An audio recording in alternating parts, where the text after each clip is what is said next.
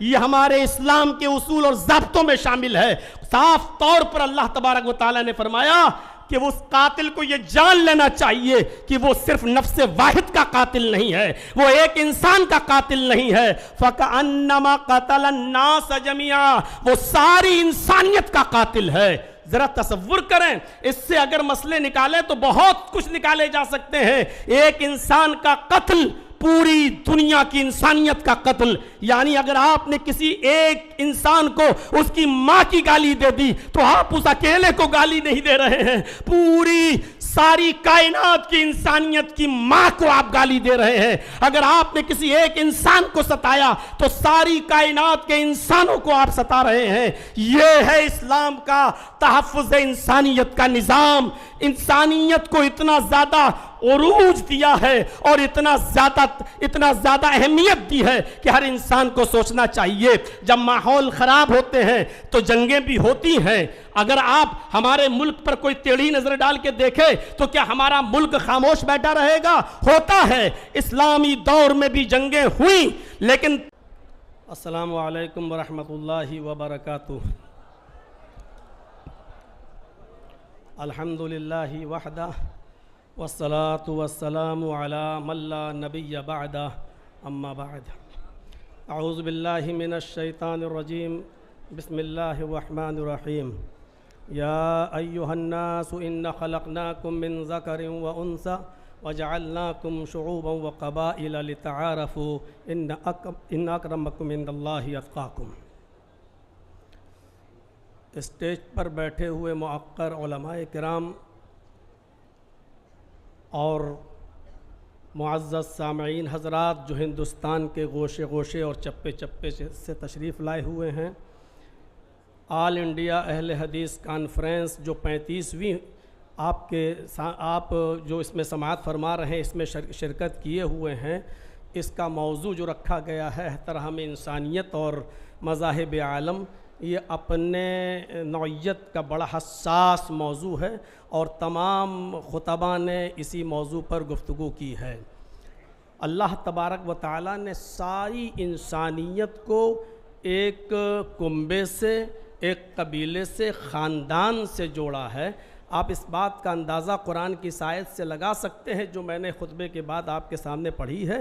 اس کے اندر اللہ تبارک و تعالیٰ نے ساری دنیا کے انسانوں کو آپس میں بھائی بھائی قرار دیا ہے۔ بتایا ہے یا ایھا الناس انا خلقناکم من ذکر و انثی، اے لوگو، ساری کائنات کے انسانوں کو مخاطب کر کے کہا کہ اے ساری دنیا کی مانو ذاتی، اے انسانوں، ہم نے تم کو ایک مرد اور ایک عورت سے پیدا کیا ہے اور ہم نے تمہارے شعبے اور قبیلے بنا دیے ہیں، اور اس کی وجہ یہ ہے کہ لتعارفوا، تاکہ تم ایک دوسرے کو پہچان سکو۔ تو یہ کہا کہ یا ایھا الناس انا خلقناکم من ذکر و انثی، ہم نے ساری انسانیت کو، سب کو ایک مرد اور ایک عورت سے پیدا کیا ہے۔ تم سب کا باپ ایک ہے، تم سب کی ماں ایک ہے، تم سب کا باپ آدم اور تم سب کی ماں ایک حوا، جس کو آپ آشو کہہ لیں، ہیووتی کہہ لیں، شتروپا، تم سب ایک ہی باپ کے اور ایک ہی ماں کے بیٹے ہو، یعنی تم سب آپس میں بھائی بھائی ہو۔ قرآن کریم کی ایک آیت ہم اور آپ کے سامنے پڑھ رہے ہیں، اس سے آپ اندازہ لگا سکتے ہیں کہ اللہ تبارک و تعالیٰ نے فرمایا کہ تم کسی بھی مذہب کے یا کسی بھی مکتبہ فکر سے تمہارا تعلق ہو، لیکن عدل و انصاف کا جب معاملہ آئے، نیائے کا، ججمنٹ کا جب معاملہ آئے، تو اس میں تم کسی کو یہ نہیں دیکھو گے یہ کون ہے، کس دھرم سے ہے، کیا ہے۔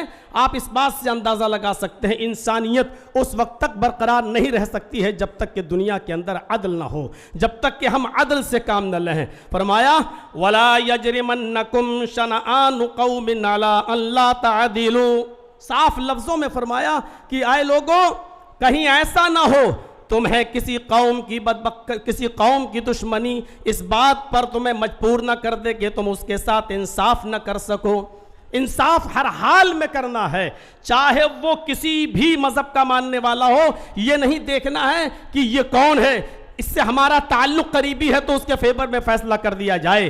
اسلام کی تاریخ کا اگر آپ مطالعہ کریں گے تو ایسے ایسے مناظر آپ کے سامنے آئیں گے کہ حضرت علی رضی اللہ تعالیٰ عنہ کے زمانے میں ایک یہودی مجرم ثابت ہو گیا اور اس کو کوڑے لگانا تھے، لہٰذا حضرت علی رضی اللہ تعالیٰ عنہ نے حکم دیا کہ اس یہودی کو کوڑے لگائے جائیں، اور کوڑے لگانے والا حضرت علی کا غلام تھا قمبر، اس نے کوڑے لگائے، کوڑے لگانے میں کنفیوز ہو گیا کہ ہم نے اس کو 9 کوڑے مارے ہیں یا 10 مارے ہیں، لہٰذا اس نے یہ سوچ کر کہ 9 ہی لگے ہوں گے ایک کوڑا اور مار دیا۔ جب اس کو کوڑا لگ گیا تو پھر اس نے حضرت علی رضی اللہ تعالیٰ عنہ سے کہا کہ امیر المومنین، آپ کے خادم نے، آپ کے غلام نے ایک کوڑا مجھے زیادہ مارا ہے اور مجھے اس کا انتقام چاہیے۔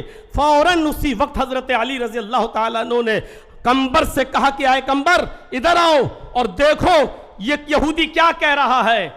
قمبر نے اعتراف کیا کہ ہاں امیر المومنین، مجھے شک ہے، پتہ نہیں 9 مارے تھے یا 10، تو یہ سوچ کر کہ 9 ہی مارے ہوں گے ایک اور میں نے مار دیا، مجھے اعتراف ہے اس بات کا کہ ہو سکتا ہے کہ ایک کوڑا زیادہ لگ گیا ہو۔ حضرت علی نے فرمایا اب تم کھڑے ہو جاؤ، اور اس یہودی سے کہا کہ کوڑا لو اپنے ہاتھ میں، اور اس یہودی سے کہا کہ اب تم اپنا انتقام لے لو، بدلہ لے لو، اور ایک کوڑا اس یہودی نے مارا حضرت علی کے غلام۔ میں کہنا یہ چاہتا ہوں انسانیت اسی وقت محفوظ رہ سکتی ہے، اس کا تحفظ اسی وقت ہو سکتا ہے جب آپ عدل سے کام لیں گے، اور جہاں عدل و انصاف ختم ہوا وہاں انسانیت بھی مجروح ہوگی، انسانیت کا بھی خون ہوگا۔ اس لیے ہر حال میں اگر آپ یہ چاہتے ہیں کہ انسانیت مجروح نہ ہو، انسانیت محفوظ رہے، تو آپ کو عدل و انصاف قائم کرنا ہوگا، اور جتنا زیادہ عدل ہوگا دنیا میں اتنا ہی زیادہ امن ہوگا۔ آپ کو شاید یاد ہوگا حضرت علی رضی اللہ تعالیٰ عنہ نے بھی ایک یہودی کے خلاف مقدمہ دائر کر دیا تھا قاضی شریح کی عدالت میں کہ میری ایک زرہ ایک یہودی کے پاس ہے، اور جب یہودی کو پیش کیا گیا تو یہودی نے کہا وہ زرہ میری ہے، حضرت علی سے کہا گواہ پیش کرو۔ حضرت علی نے جو گواہ پیش کیے تھے شرعی اعتبار سے ان گواہوں کی کوئی حیثیت نہیں تھی، قاضی شریح نے امیر المومنین حضرت علی کے خلاف فیصلہ سنایا، یہ کہتے ہوئے کہ اے علی، آپ نے جو گواہ پیش کیا ہے وہ آپ کا بیٹا ہے، اور شریعت محمدی کے اندر بیٹے کی گواہی باپ کے حق میں تسلیم نہیں کی جاتی ہے۔ اے علی، آپ نے دوسرا گواہ اپنا غلام پیش کیا ہے، غلام کی گواہی بھی مالک کے حق میں، آقا کے حق میں قبول نہیں کی جاتی ہے، لہٰذا یہ زرہ کا مالک یہودی ہے۔ حضرت علی کے خلاف فیصلہ سنایا۔ یہ عدل، یہ انصاف ہمیں یہ بتلا رہا ہے کہ جب اس طریقے کا عدل تھا، جب اس طریقے کا انصاف تھا تو انسانیت چین اور سکون کا سانس لیتی تھی۔ یقیناً آج عدل و انصاف ہمارے معاشرے سے ختم ہوتا چلا جا رہا ہے۔ وہ ملک شام کا وہ واقعہ بھی ہمارے اور آپ کے سامنے آنا چاہیے کہ حضرت عمر فاروق جب ملک شام گئے تو ایک 12 سال کے یہودی بچے نے عمر ابن عاص کے بیٹے کے خلاف شکایت کی کہ امیر المومنین، ہمیں عمر ابن عاص کے اس بچے نے، عمر ابن عاص کے اس یہودی نے کہا کہ عمر ابن عاص کے بیٹے نے ہمیں کو کوڑا مارا ہے، میرا گھوڑا اس سے آگے نکل گیا تھا ریس میں۔ حضرت عمر فاروق نے یہ سنا تو فوراً غصے سے لال پیلے ہوئے حضرت عمر ابن عاص سے کہا کہ یہ کیا ہو رہا ہے، فوراً بلایا گیا۔ بیٹے نے، عمر ابن عاص کے بیٹے نے اپنا جرم کا اقبال کیا اور اس یہودی بچے سے کہا کہ تو بھی اپنا انتقام لے لے۔ ہماری حکومت، ہماری خلافت، ہماری چودراہٹ، سب کچھ ہونے کے باوجود خود عمر ابن عاص کے بیٹے کو اس یہودی بچے نے کوڑا لگایا۔ میں علامہ احسان الہی ظہیر کی ایک بار تقریر سن رہا تھا، انہوں نے تو اپنے خطاب کے اندر یہ بھی کہا کہ ایک کوڑا حضرت عمر فاروق نے اپنے خاتم سے کہا کہ عمر ابن عاص کو بھی لگاؤ۔ جب عمر ابن عاص کو کوڑا لگا تو انہوں نے پوچھا کہ مجھے کیوں کوڑا مارا جا رہا ہے، میرا کیا قصور ہے؟ تو فرمایا تمہارا قصور یہ ہے کہ تم نے اپنے بیٹے کو صحیح تربیت نہیں دی ہے، اگر تم نے اپنے بیٹے کو صحیح تربیت دی ہوتی تو تمہارا بیٹا ناجائز کسی یہودی بچے کو کوڑا نہیں مارتا۔ یہ تحفظ انسانیت کا میرے بھائیوں وہ دور تھا جب عدل تھا، جب انصاف تھا، تو اس طریقے سے ہمارے معاشرے اور سماج اور سوسائٹی کے اندر انسانیت کا تحفظ تھا۔ آج ذرا آپ اپنے علاقوں میں دیکھیں، اپنے ملک کی بات تو چھوڑ دیجئے، کسی ایک چھوٹی سی چھوٹی بستی کے اندر بھی آپ کو عدل کے یہ نمونے نہیں ملیں گے، عدل کی یہ چیزیں آپ کے سامنے نہیں آئیں گی۔ قرآن کریم تحفظ انسانیت کے سلسلے میں اتنی عظیم بات کہتا ہے۔ میں جانتا ہوں جن لوگوں نے دیگر ادیان کا مطالعہ کیا ہوگا ان کو اچھی طریقے سے معلوم ہوگا کہ اس طریقے کی کوئی بات دوسرے مذہب میں اس کا عشر بھی نہیں ملے گا، 10واں حصہ بھی نہیں ملے گا۔ من قتل نفسا بغیر نفس او فساد فکأنما قتل الناس جميعا، جس نے کسی ایک انسان کو قتل کر دیا، نفس واحد کا قتل کیا، ہندو مسلم کی قید نہیں، کسی ایک انسان کو اگر قتل کر دیا تو قرآن کہتا ہے، یہ ہمارے اسلام کے اصول اور ضابطوں میں شامل ہے، صاف طور پر اللہ تبارک و تعالیٰ نے فرمایا کہ اس قاتل کو یہ جان لینا چاہیے کہ وہ صرف نفس واحد کا قاتل نہیں ہے، وہ ایک انسان کا قاتل نہیں ہے۔ فَكَأَنَّمَا قَتَلَ النَّاسَ جَمِيعًا، وہ ساری انسانیت کا قاتل ہے۔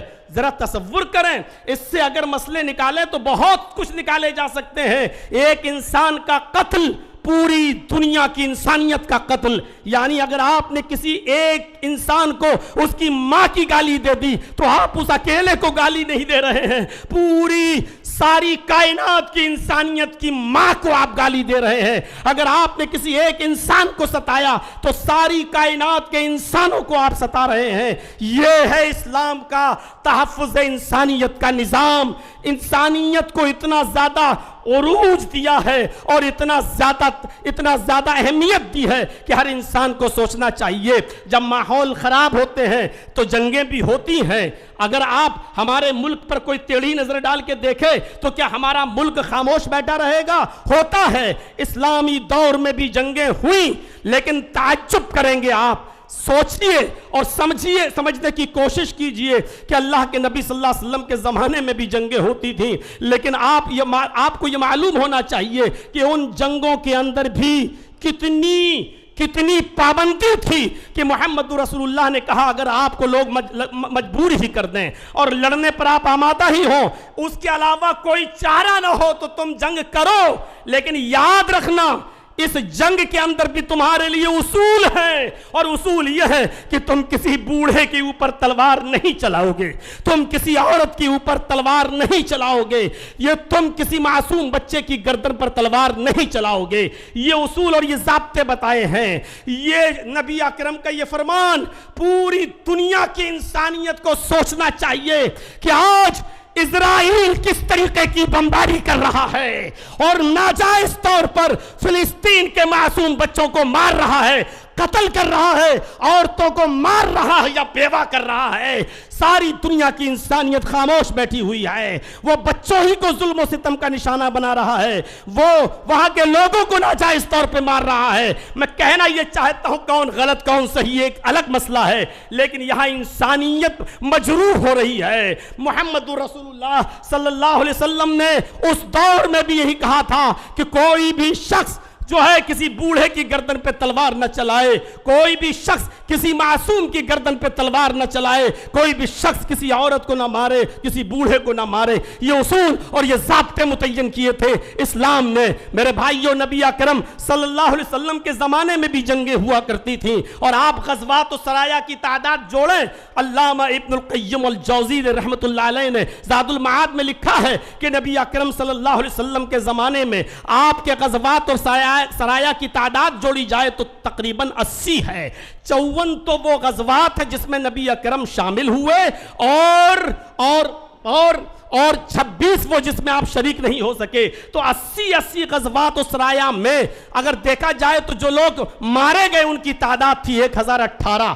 80 جنگوں میں وہ بھی غیر مسلم اور مسلمان دونوں کو جوڑا جائے 1018، اگر 80 سے ڈیوائیڈ کر دو تو 13-14 بھی ایک جنگ میں نہیں پڑ رہے ہیں۔ تو یہ تھی تحفظ انسانیت کا میرے بھائیوں ایک معیار جو اسلام نے متعین کیا ہے۔ اللہ تبارک و تعالیٰ سے دعا ہے کہ بار الہ ہماری خطاؤں کو معاف فرما کر ہمیں انسانیت کے تحفظ کی بقا کے لیے ہمیں کوشش کرنے والا بنا دے۔ وما علینا الا البلاغ المبین، وآخر دعوانا ان الحمد للہ رب العالمین۔ السلام علیکم ورحمۃ اللہ وبرکاتہ۔